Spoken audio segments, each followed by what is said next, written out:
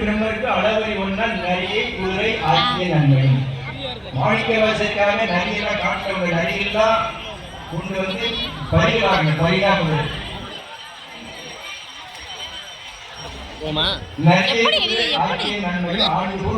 அருளி இந்திர ஞானம் போலவன் தருளி மதுரை பெருநன் மாநகர்.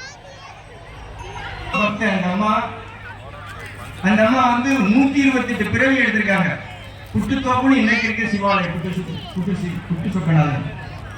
அந்த குட்டு முதல்ல அடிக்க போல அமைச்சர் அரிமத்திர பாண்டியர் உடம்புக்குள்ள மூலர் திருமூலர் அடி அவருக்கு மாத்திரம் விடுதல அடி கொடுத்த அரிம பூவண மாதனில்